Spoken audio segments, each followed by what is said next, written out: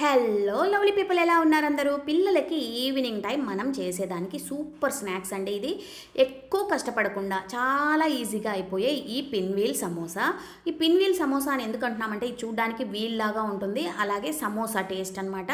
అందుకని దీన్ని పిన్వీల్ సమోసా అంటారు. చెయ్యడం చాలా చాలా చాలా చాలా ఈజీ, అలాగే ఎక్కువ టేస్టీగా ఉంటుంది. మనకి ఎక్కువ టైం కూడా పట్టదు చేయడానికి. గబగబా ఒక 10 నిమిషాల్లో మనం చేసేయచ్చు.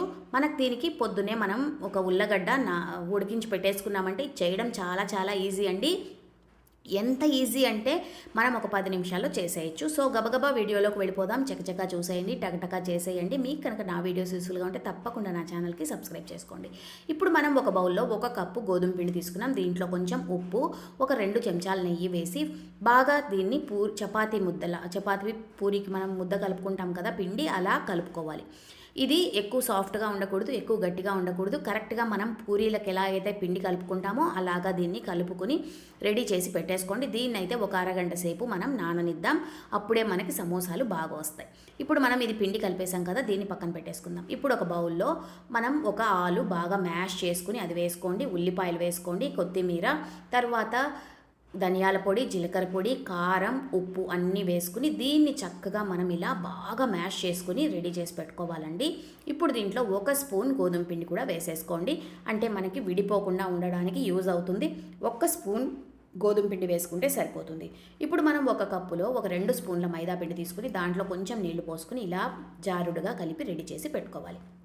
ఇప్పుడు మనం చేసి పెట్టుకున్న చపాతీ పిండి ఉంది కదా, దాన్ని ఇలా పల్చగా మనం ఎంత పెద్దగా వీలైతే అంత పెద్దగా చపాతీ ఒత్తుకోవాలి.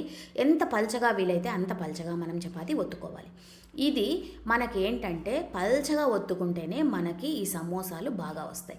ఇప్పుడు మనం చేసుకున్న ముద్ద ఈ చపాతీ మీద ఇలా స్ప్రెడ్ చేసేయండి.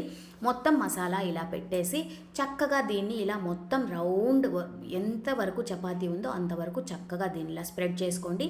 ఇప్పుడు మనం చపాతీని చక్కగా ఇలా రోల్ చేసుకుంటున్నాం అన్నమాట. రోల్ చేసుకునేటప్పుడు ఈ మసాలా లోపల అలాగే ఉంటుంది, మనం చూసుకుని జాగ్రత్తగా రోల్ చేసుకోవాలి. చూడండి, ఇలా చక్కగా రోల్ చేసుకున్న తర్వాత చివర్లు మనం మైదాపిండి మిశ్రమంతో సీల్ చేసేసి ఇలా మనం మొత్తం రెడీ చేసేసుకున్నాక ఒక కత్తి తీసుకుని దీన్ని మనం చిన్న చిన్న ముక్కలుగా కట్ చేసుకోవాలి. ఇది మనం ఎక్కువ పెద్ద పెద్ద సైజ్ కట్ చేసుకోకూడదు, ఒక 1 ఇంచ్ ముక్కలుగా కట్ చేసుకుంటే సరిపోతుంది. ఇప్పుడు మనం ఇలాగా దీన్ని మైదాపిండి మిశ్రమంలో ముంచుకొని వేడి వేడి నూనెలో వేసి వేయించుకోవడమేనండి.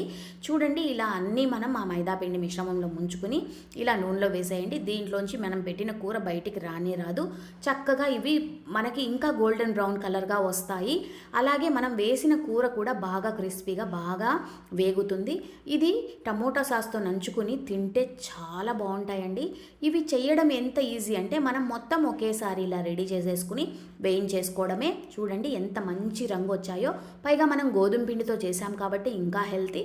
ఈ వర్షాకాలంలో మీరు తప్పకుండా ఈ స్నాక్ అయితే ట్రై చేయండి. అందరికీ చాలా నచ్చుతుంది. ఎలా వచ్చిందో నాకైతే కమెంట్స్ పెట్టండి. నెక్స్ట్ వీడియోలో మళ్ళీ మిమ్మల్ని మరిన్ని మంచి మంచి రెసిపీస్తో కలుస్తాను. అంతవరకు ఉంటానండి. మీ విజయ్.